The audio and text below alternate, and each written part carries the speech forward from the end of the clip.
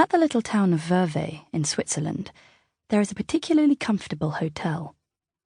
There are indeed many hotels, for the entertainment of tourists is the business of the place, which, as many travellers will remember, is seated upon the edge of a remarkably blue lake, a lake that it behoves every tourist to visit.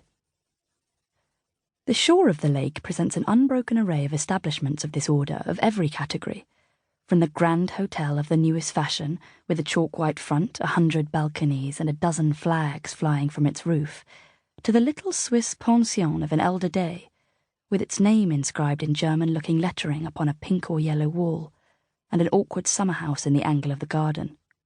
One of the hotels at Vevey, however, is famous, even classical, being distinguished from many of its upstart neighbours by an air both of luxury and of maturity.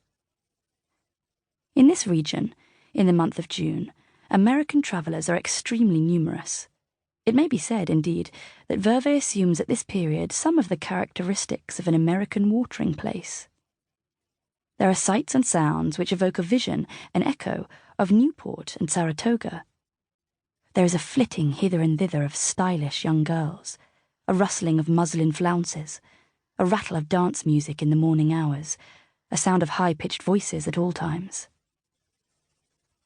You receive an impression of these things at the excellent inn of the Trois Corons, and are transported in fancy to the Ocean House or to Congress Hall. But at the Trois Corons, it must be added, there are other features that are much at variance with these suggestions.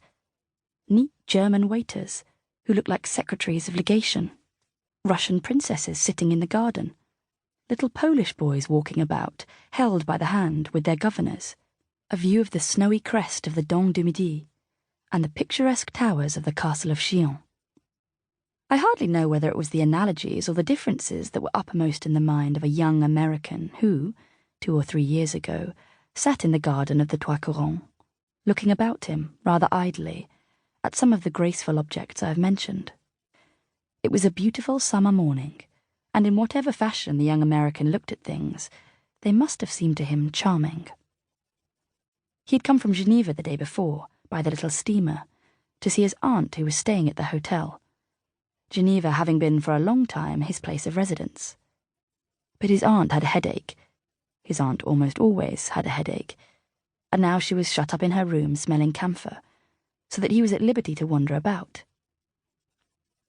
He was some 27 years of age. When his friends spoke of him, they usually said that he was at Geneva, studying. When his enemies spoke of him, they said, but after all, he had no enemies. He was an extremely amiable fellow, and universally liked. What I should say is simply that when certain persons spoke of him, they affirmed that the reason of his spending so much time at Geneva was that he was extremely devoted to a lady who lived there. A foreign lady, a person older than himself. Very few Americans, indeed I think none, had ever seen this lady, about whom there were some singular stories.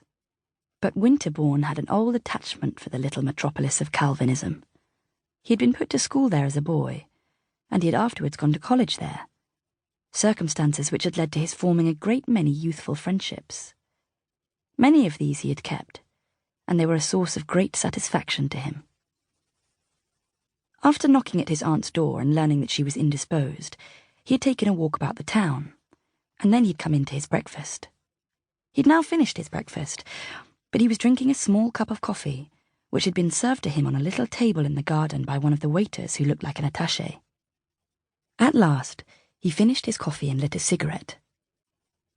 Presently, a small boy came walking along the path, an urchin of 9 or 10.